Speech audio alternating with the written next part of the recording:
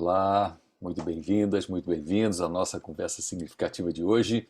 O tema de hoje é cultura social e comportamento individual. Quem molda quem? É a cultura social que molda o comportamento individual que determina a cultura social. O que é a cultura social? Como é que nós podemos fazer com que a cultura social seja algo que traga benefício a todos? O que é essa cultura? Como é que funciona? Muito se fala em cultura, né? Principalmente agora que a gente está, por exemplo, na época aqui da Copa do Mundo, nós estamos vendo dezenas de países se reunindo agora lá no Catar e cada grupo trazendo a sua cultura e essas culturas interagindo, né? Mas há coisas, por exemplo, que aparentemente nós estamos dizendo, isso é cultural, mas não pode ser determinante, né? Por exemplo, muitas das liberdades individuais, né, que o mundo ocidental conhece enquanto liberdade de expressão estão sendo proibidas na Copa do Mundo do Catar, né? O Catar exigiu que certas expressões não pudessem se manifestar.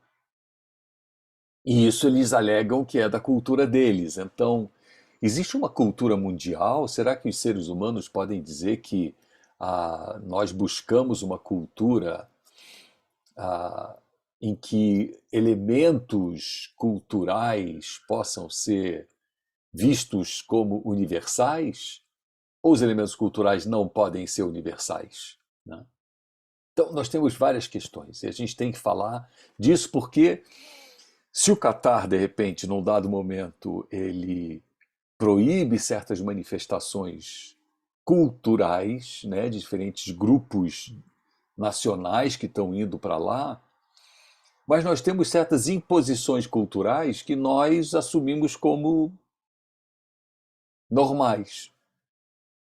E nós podemos viver, de repente, uma verdadeira ditadura cultural mundial. Uma das ditaduras culturais mundiais é a cultura do consumismo. Mas é natural, as pessoas gostam de comprar coisas, gostam de gastar dinheiro, gostam. Mas será que gostam? Será que é assim mesmo? Ou será que nós somos manipulados por grupos econômicos que têm interesses e que determinam que uma cultura mundial, por exemplo, é que todo mundo tem que ter um telefone celular e tem que mudar ele de tempos em tempos, ou uma cultura musical que de repente nos é estranha, mas nos é imposta.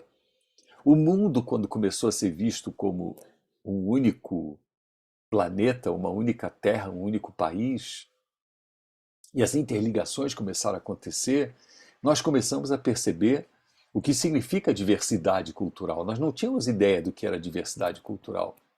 O que é que as sociedades, digamos, de 1000 anos atrás poderiam falar sobre diversidade cultural? Nada. Pouco tinham conhecimento. Cada um vivia o seu mundinho e nesse mundinho se criava, crescia, envelhecia, morria, acabou. E era aquele mundo que a pessoa conhecia. Então, quando o mundo começa a se ver como mundo, né, esse mundo começa a questionar essa diversidade cultural. E aí vem de novo a questão: é um indivíduo que determina uma determinada matriz cultural? O conjunto de indivíduos determina isso? Ou existe uma matriz cultural que se forma, digamos, quase que automaticamente e ela influencia o comportamento de todos?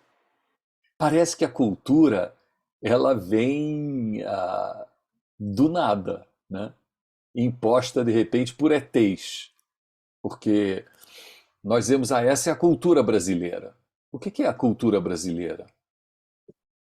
A cultura brasileira é ser hospitaleira, a cultura brasileira é aceitar a diversidade, a cultura brasileira é gostar de um tipo de música, a cultura brasileira é apreciar um determinado tipo de comida. Mas de onde vem esse conjunto? Como é que se forma isso? E será que isso é manipulado? Será que pode haver manipulação da cultura? Eu quero crer que sim. e que nós temos que tomar cuidado.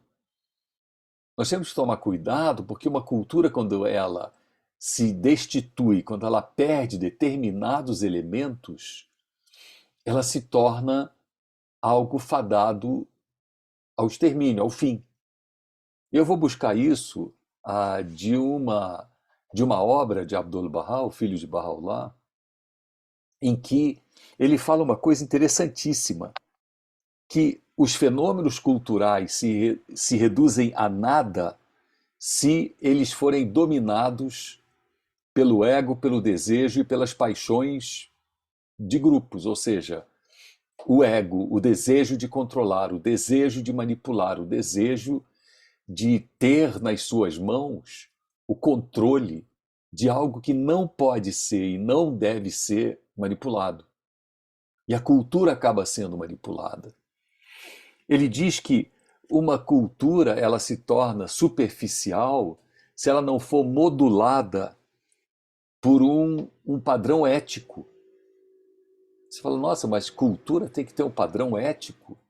E ele diz mais: essa cultura, quando ela perde essa possibilidade de ser modulada por um padrão ético, né, a cultura acaba, na verdade, se tornando uma confusão de sonhos. Esse é o termo que ele usa. Eu achei muito interessante esse termo. A cultura se tornar uma confusão de sonhos. Ele vai mais além. Ele diz que quando uma cultura ela não é modulada, ela não é formada, ela não é constituída, ela não é construída, obedecendo ou verificando um padrão ético, essa cultura é como a, uma miragem no deserto. O caminhante vê a água, mas na verdade aquilo não é água. Então, muitas vezes o que nós vemos como um padrão cultural e que dizemos, essa é a cultura que nós seguimos, ou essa é a cultura que eu sigo, se ela está destituída de um padrão ético, de um padrão que construa dentro da cultura uma perspectiva,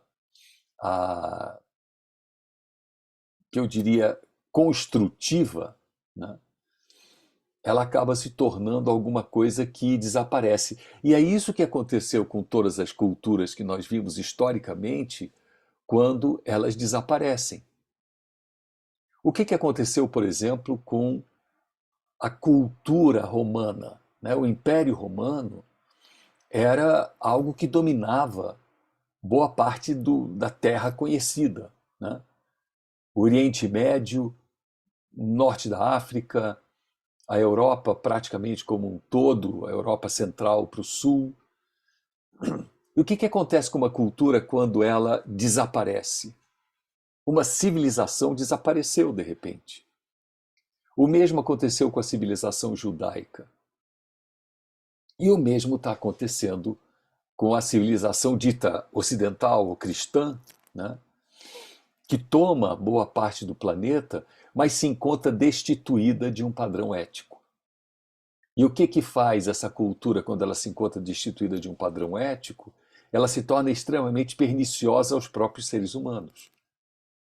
Porque a cultura individualista, por exemplo, é o que é o padrão em voga agora. Você vem primeiro. As suas necessidades, os teus desejos, você merece. Vejam, essas frases nós ouvimos o tempo inteiro. Ame-se primeiro, para depois você poder amar os outros. Será que é essa a ordem mesmo? Mas essas palavras de ordem, elas são todas decorrentes de uma cultura individualista, que é a cultura individualista que nos leva à cultura consumista. E a cultura consumista que está levando a quê? A destruição do planeta. Então nós tivemos agora a COP27, né? E lá no Egito, tratando da questão climática, tratando da questão da sustentabilidade, dizendo que o planeta não é capaz de levar adiante uma dinâmica de consumo na forma como se encontra agora, mas ninguém quer abrir mão. E por que ninguém quer abrir mão? Porque todo mundo quer manter o seu padrão de satisfação individual. E essa cultura individualista, ela está se tornando um elemento de destruição da humanidade.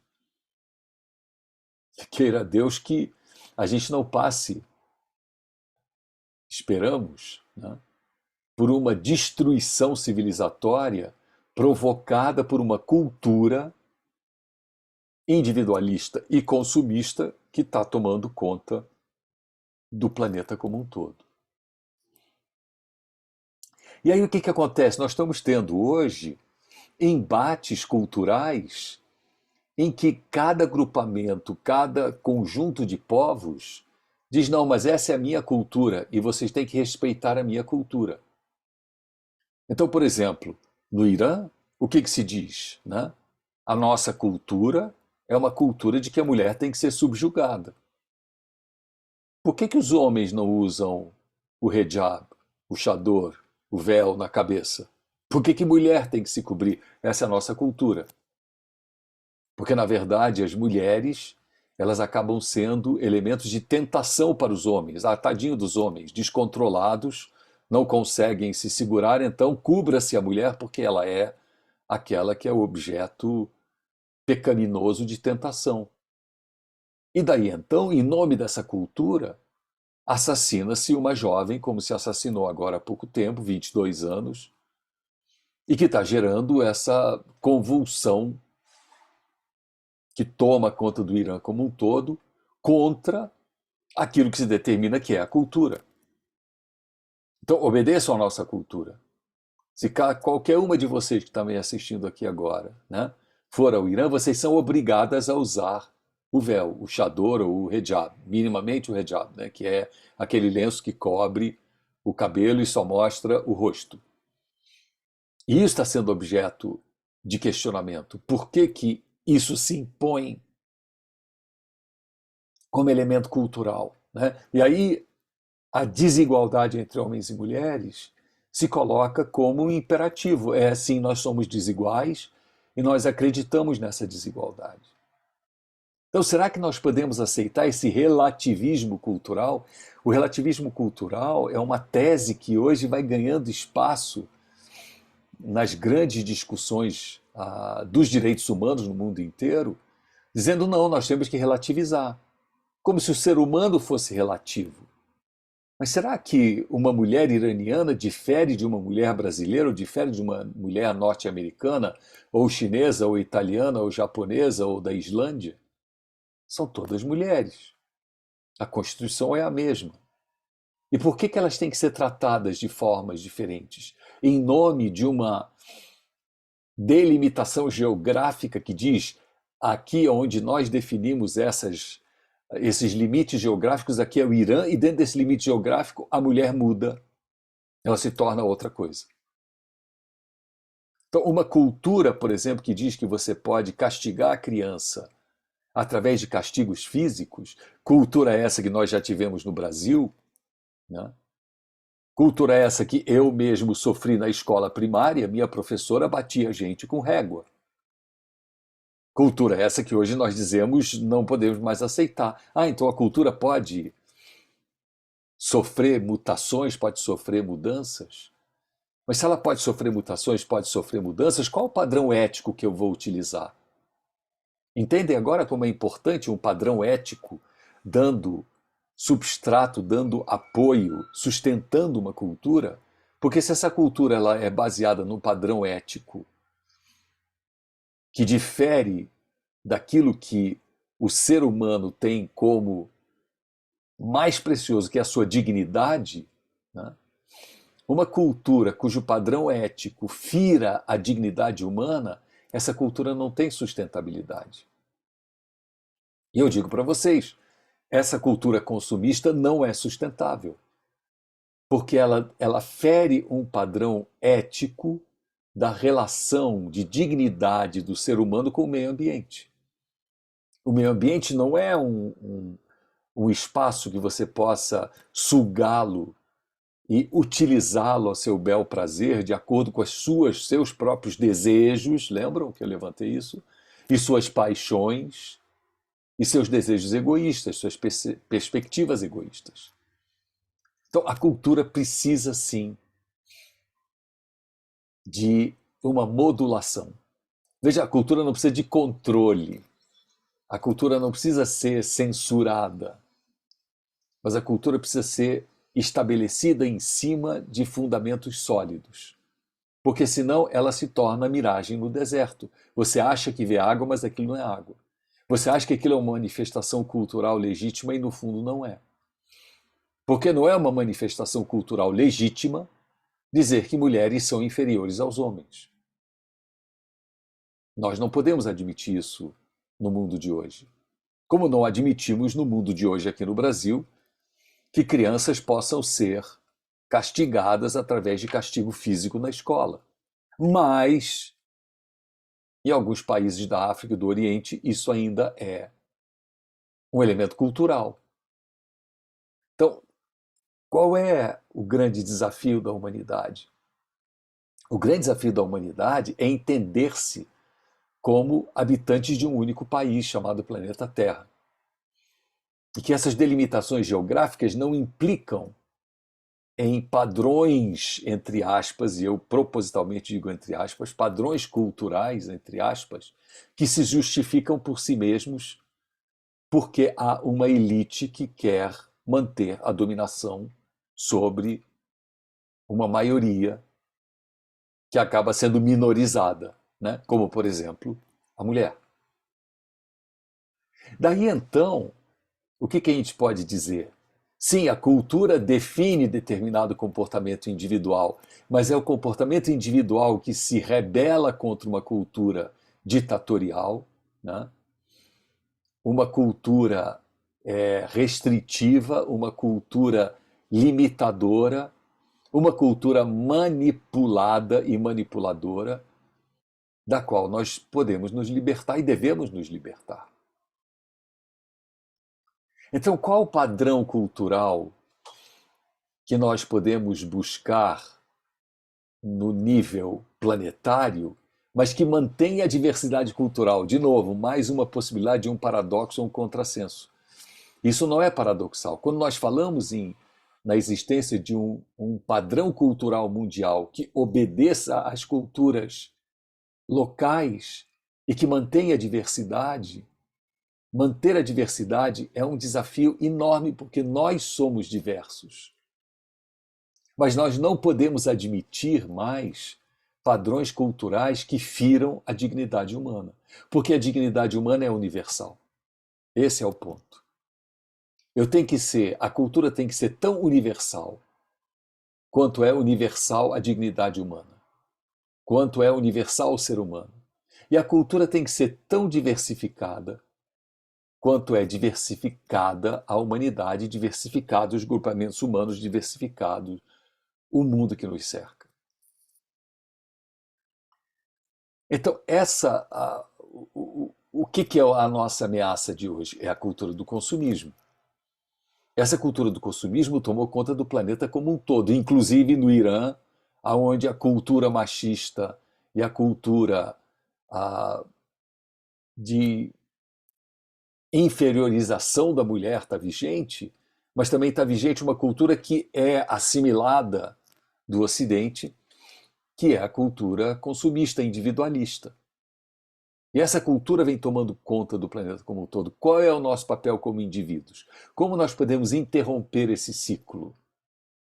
Nós podemos interromper esse ciclo se nós formos capazes de olharmos para nós mesmas, nós mesmos, e dialogarmos com o nosso ego insistente que insiste em querer coisas para si. Insiste em não ver o bem comum e o bem coletivo. Nós estamos naquela situação típica, para mim assim é uma metáfora muito boa, que a humanidade está num barco, onde numa ponta do barco tem um grupo de pessoas furando o piso do barco com uma furadeira, o barco de madeira, e estão fazendo um furo. E você fala, vem cá, vocês vão nos afundar. Ele diz, não, eu estou fazendo furo somente aqui na minha área, eu não estou furando a área de vocês. Mas o barco como um todo vai afundar. O consumismo traz esse problema.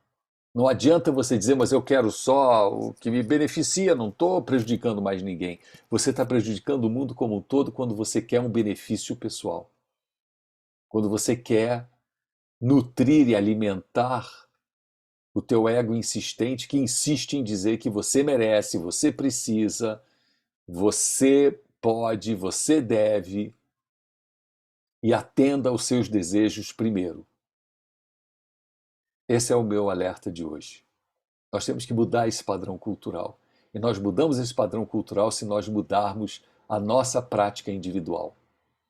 Controlemos o nosso impulso consumista, controlemos esse nosso falso impulso individualista. Nós não somos seres individualistas, nós fomos transformados em seres individualistas.